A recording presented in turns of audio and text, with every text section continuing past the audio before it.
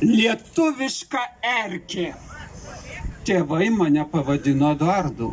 Jie pavadino mane erkėm. Ir jūs visus pavadino erkėm. Ar daugiau ko nors reikia?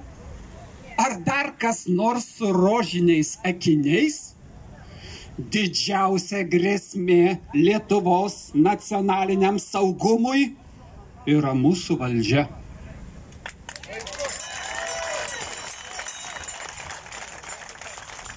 Bet mes irgi esam atsakingi. 30 metų taip yra.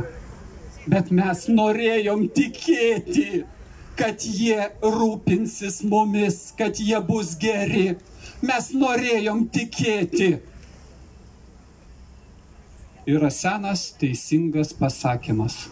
Ko pats nepadarei, nieks nepadarys. Mūsų užduotis, mūsų pareiga išmėžti šitas arklides.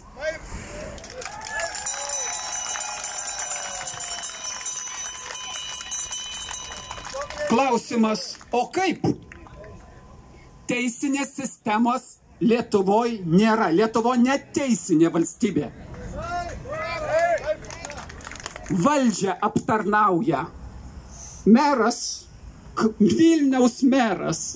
Koks jis nuostabus ir geras. Jam nusispjaut ant konstitucijos. Jis neleido mums čia susirinkti. Ką padarė teisės sistema, teismai? Ką jie padarė? Ne. Nieko tai dar būtų gerai. Jie padarė blogiau. Yra įstatymai, kur nurodomas protingumo kriterijus. Jie, nenagrinėdami skubos tvarka iki šios dienos šitos bylos, jie nusižengė. Kas juos nubaus? Taigi nieks. Valdžia. Mes privalome pareikalauti atsakomybės ir iš valdžios, ir iš teismų arba teisingumo sistemos. Kito kelio nėra. Tiesiog nėra. Neįmanoma kitaip padaryti. Visuotinio nepaklusnumo akcija. Visuotinio nepakantumo akcija. Jie kitaip nesupras. Aš norėčiau, kad suprastų Jėzau, kaip gerai dirbi savo darbelius, o valdžia rūpinasi Lietuvos žmonių gerovę. Nuo Liepos 1 50% dujos pabrangs. Jūs, Šimonytė teisingai pasakė. Taip, Ingrida Šimonytė teisingai pasakė. Po 4 metų jūs atgausit savo balsą. Jinai sąžininga moteriškė. Nusispjauti mums valdžiai, ką jūs norit. O aš dar vis sakau, negražiai sakau. Kai prarysite 50% dujų pabrangimą, toliau bus 100% dar pabrangimas, o toliau už orą mokėsite. Rupūžės kvėpuojate, o mes jumis rūpinamės. Klausimas paprastas. Kiek Lietuvoje dar yra žmonių, kurie pasakys, ai, man nesvarbu. Tegul prievartauja mane, man nesvarbu. Taigi aš keliu kitokį klausimą. Ar savigarbos mes turime? Turime. Mes čia susirinkę turime. Aš vadinu taip. Aš ir jūs 100% tikiu tuo. Mes turim didybės maniją. Ta didybės manija pasireiškia tuo, kad mes galvojam, kad mes verti geresnės valdžios. Geresnės negu ta, kur ten sėdi 30 metų. Jeigu jie nesupranta, kad jų laikas jau praėjo, jie ribas jau peržengė daugkartinai, įskaitant ir šito mitingo leidimus. Kiek kartų reikia prievartauti Lietuvos žmonės, kad jie galų gale pasakytų gana. Čia susirinkę žmonės jau dabar sako gana. Aš ėmiau ir paskaičiavau, kiek buvo žmonių Maidane, Kijeve Maidane, nuo bendro gyventojų skaičių Ukrainoje. Ir tada sakau, 1, 2, 3, 2, 1, 2, 3, 2, 1232. Tai yra žingsnių aidas jiems. Tai yra 1232 žmonės Vilniuje prie Seimo. Mūsų valdžia tai pasakė, ne aš. Turi teisę nuversti Lietuvos valdžią. Maidane nuversta Ukrainos valdžia. Mes Lietuvą pripažinome. Tai 1232 žmonės Vilniuje, Lietuvos valdžios nuomonė, turi teisę ją nuversti. Aš manau, kad mūsų bus ir ryt, ir poryt dar daugiau. Jeigu ne mes, tai kas? Tai kas? Apginti mūsų vaikus, ko reikia valdžiai, norint sunaikinti tautą. Vaikus reikia išauklėti tinkamai.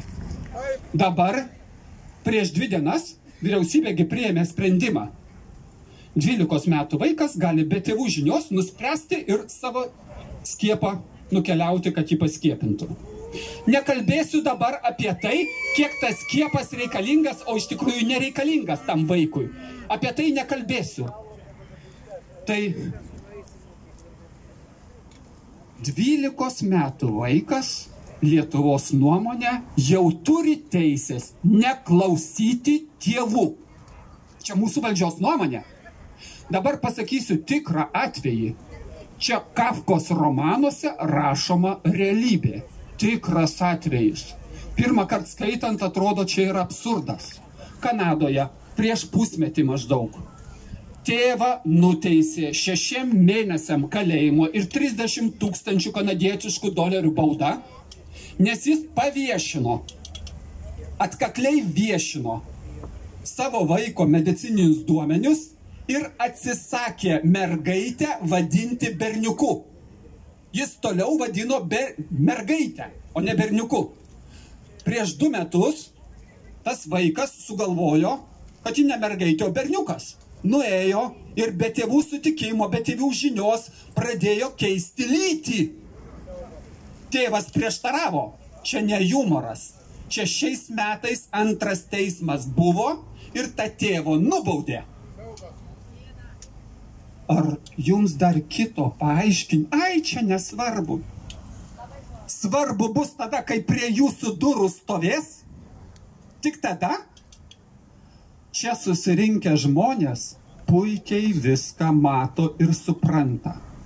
Bet aš sakau, šeima suprantama, jinai pagrindas. Mūsų valdžia elgiasi taip, kaip mes seniau negražiai sakydavom apie Tarybų sąjungą. Mūsų valdžios veiksmų pasekoje Lietuva bus be lietuvių. Ir mes sakysim, netikėtai prabusim dar po 20-30 metų, kaip čia taip atsitiko. Seniai laikas. Vakar jau buvo laikas. Bet ačiū Dievui, niekad nėra per vėlu. Aš tikiu tuo. Tikiu. Ir mūsų čia susirinkimas, mūsų valia gali pakeisti Lietuvos istorijos eigą. Tuo aš ir džiaugiuosi, tuo aš ir dėkoju jums visiems, nes jūs suteikėt man viltį, ne dėl manęs, ir net ne dėl vaikų, dėl anūkų mano, dėl Lietuvos. Dėl Lietuvos visos kaip idėjos. Nes be Lietuvos mes esam niekas. Mes pasaulio gyventojai, be šaknų, be tėvų, dingę pasaulyje. Tik Lietuva mums suteikia viltį ir prasmę. Ir mes Lietuvoj turim išlaikyti tą viltį ir prasmę ir priversti tą pastatą arba susprogti, arba eiti lauk. Ačiū Jums.